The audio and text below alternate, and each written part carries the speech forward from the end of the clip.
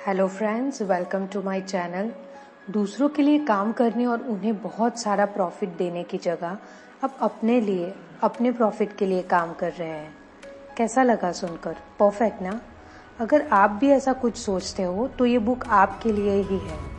ये बुक है $100 startup book. मेरे पास तो कोई स्किल्स ही नहीं है तो मैं पैसे कैसे कमा सकता हूँ? वेल, सच कहे तो कमा भी नहीं सकते, बिकॉज अगर आपके पास कोई स्किल्स ही नहीं है तो आप लाइफ में कभी पैसे नहीं अर्न कर पाएंगे। बट बात यह है कि आप कमा लेते हैं, बल्कि हर कोई कमाता है, बिकॉज हर कोई इस दुनिया में किसी न किसी स्किल्स के साथ बॉर्न हुआ है।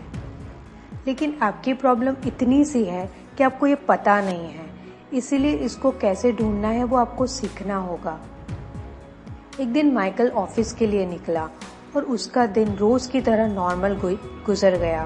तो इवनिंग में उसके बॉस ने अपने ऑफिस में बुलाया और कहा इकोनॉमिक क्राइसिस की वजह से उसको अब जॉब से हटाया जा रहा है। माइकल ये सुनकर शॉक्ड हो गया और फैमिली को बताएगा कैसे, वो सोचने लगा। कुछ टाइम बाद शॉक से बाहर निकला और न्यू जॉब सर्च करना शुरू किया। वो स्किल्ड पर्सन था, फिर भी उसको जॉब नहीं मिल रही थी।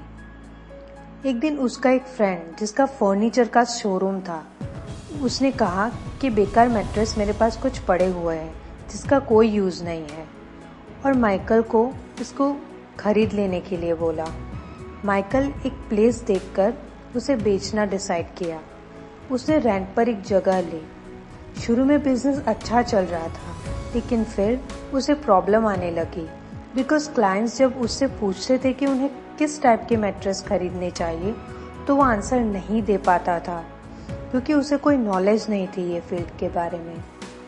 अब उसने डिसाइड किया कि वो इस बारे में और सब कुछ सीखेगा, बिजनेस प्लान भी बनाएगा। उसने एक ऐसा प्लान बनाया कि वो एक ऐसा स्टोर ओपन करेगा जहां बाइक से मैट्रेस की डिलीवरी की जाएगी, और जो कस्टमर अपनी बाइसिकल साथ लाएंगे उन्हें फ्री डिलीवरी दी जाएगी।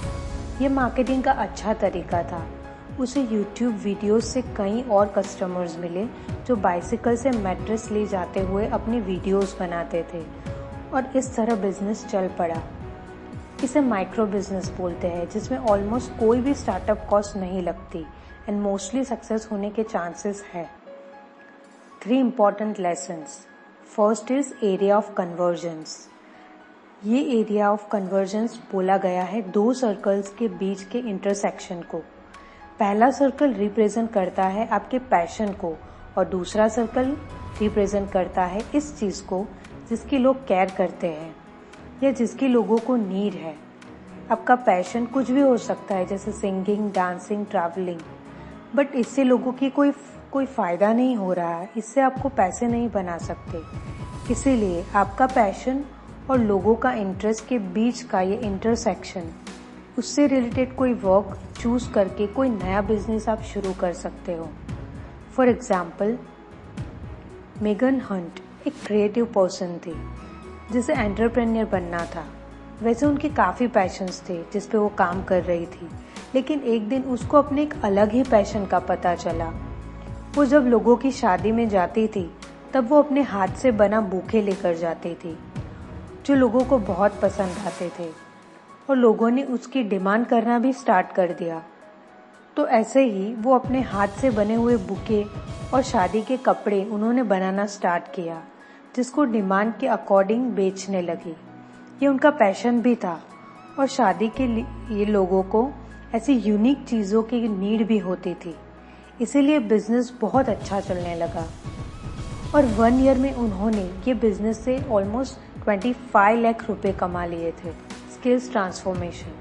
कोई पर्टिकुलर बिजनेस को स्टार्ट करने के लिए आपके पास कोई खास स्किल्स हो, ये ज़रूरी नहीं है। अगर आपके पास कोई रिलेटेड स्किल्स हैं तो भी ठीक है। फॉर एग्जाम्पल, टीचर्स टीचिंग में एक्सपर्ट होते हैं, लेकिन उनकी कम्युनिकेशन भी अच्छी होती है। वो किसी भी सर्कमस्टेंसेस में अडॉप्ट हो सकते हैं, और साथ ही वो डिफरेंट इंटरेस्ट वाले ज़्यादा से ज़्यादा लोगों को कोऑर्डिनेट और ऑर्गेनाइज भी कर सकते हैं। तो आप भी ये रियलाइज़ करो कि आप में एक से ज़्यादा स्किल्स है। केयरफुली सोच के देखो कि ऐसी कौन सी स्किल्स है आपके पास जिसे आप दूसरी स्किल्स में ट्रांसफॉर्म कर सके और उससे अपना माइक्रो बिजनेस स्टार्ट कर पाएं। Third, the magic formula. आगे की दो प्रीवियस लेसन्स को यूज करके एक इक्वेशन बना सकते हैं। पैशन और skills plus usefulness is equals to success.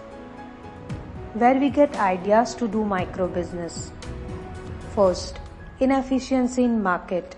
जब कोई सर्टेन प्रोडक्ट अपनी एफिशिएंसी लूज करता है तो उसकी जगह कोई न्यू प्रोडक्ट रिप्लेसमेंट के लिए आ जाती है। तो इसलिए न्यू प्रोडक्ट लॉन्च करने के लिए न्यू बिजनेस स्टार्ट करने की रिक्वायरमेंट होती है। Second, new technology. स्मार्टफोन जब नए नए लॉन्च हुए थे तो पूरी मार्केट ही चेंज हो गई थी।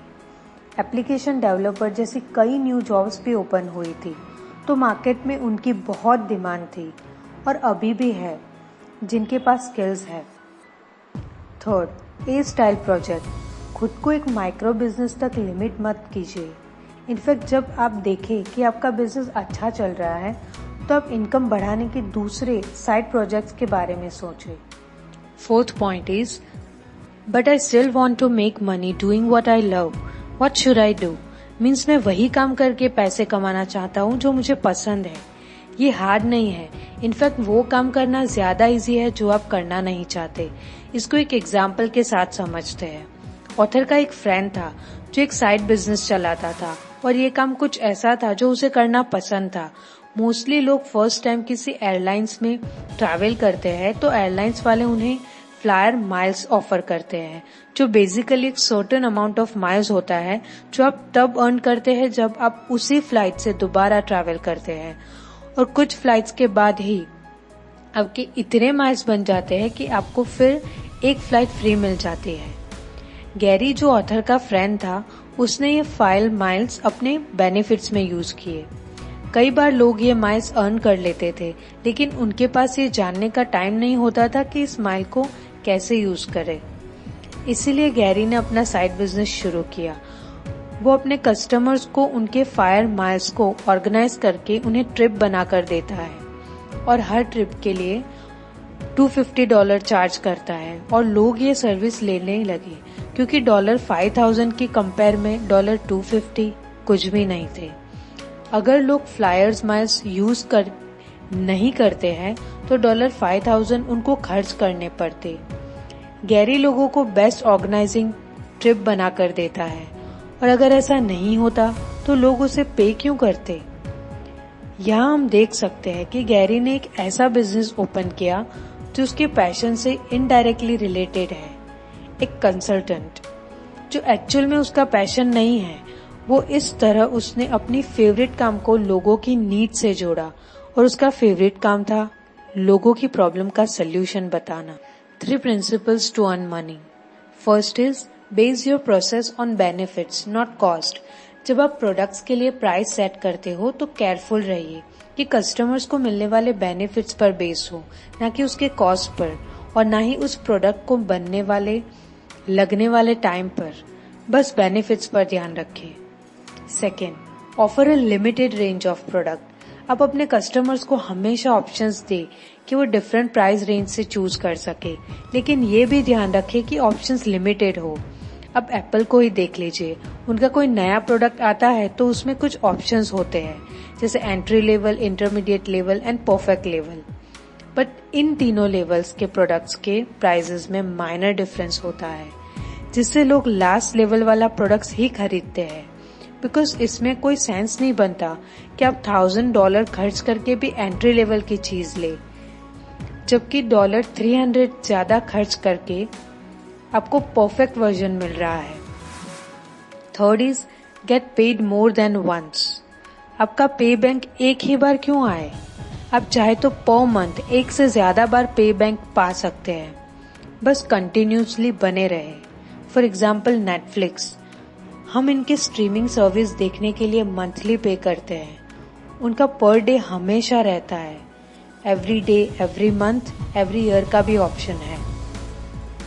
अब एक और एग्जाम्पल है, जेन और ओमार दोनों फ्रीलांसर थे जो फ्रीलांसर डिजाइनिंग करते थे। उन्हें मल्टीपल प्रोजेक्ट्स मिलते थे जिससे उन्हें अच्छा खासा प्रॉफिट होता था। फिर एक टाइम बाद उनका इंटरेस्ट इसमें से कम होता गया। दोनों टेंस थे कि कोई और करियर ऑप्शन भी उनके लिए हो सकता था, लेकिन कोई अच्छा साइन नहीं था ये। उन्हें इस काम में 1 साल से ज्यादा हो चुका था और इतनी जल्दी बोर होना नॉर्मल नहीं था। एक दिन उन्होंने अपनी फेवरेट कंट्री का मैप डिजाइन किया, वो कंट्री जहां वो हमेशा जाना चाहते थे, और इसके डिजाइन को वो प्रिंट करवाना चाहते थे। पर एक प्रॉब्लम ये थी कि वो एक प्रिंट करवाने में $500 खर्च होते और प्रिंटिंग ऑफिस 500 कॉपीज से कम प्रिंट नहीं करते थे। तो उन्होंने 500 कॉपीज प्रिंट करवा लिए और अपना अपना मैप ले लिया। बाकी के 498 मैप्स में से कुछ उन्होंने दूसरों को दे दिए और बचे 494 अपनी वेबसाइट पे डाल दिए, अपलोड कर दिए। नेक्स्ट मॉर्निंग उन्होंने अपना फर्स्ट कस्टमर मिला। उसके बाद कस्टमर्स आते चले गए। तो इस तरह बिना किसी प्लानिंग के एक बिजनेस स्टार्ट किया और उतनी ही जल्दी स्टार्ट किया जितना होना चाहिए। तो इस तरह आप भी अपने इंटरेस्ट की कोई चीज करें, बिना प्लानिंग के बिजनेस शुरू कर सकते हैं। नीड है बस एक आइडिया की। ऑथर ये भी बताते हैं कि जब उन्होंने खुद का बिजनेस स्टार्ट किया तो कई लोगों ने उन्हें एडवाइस दी, पर ऑथर ने वही किया जो उन्हें सही लगा। इनफैक्ट जिनको आपके काम के बारे में उतनी नॉलेज ही नहीं है, इस बारे में कोई भी एडवाइस नहीं लेनी चाहिए उनसे। आई होप ये बुक समरी से आपको काफी आइडिया मिली है। सो गाइज, आज के लिए इतना ही। Thank you so much for watching my video and you know the purpose. So please like, subscribe and share as much as you can. Thank you so much.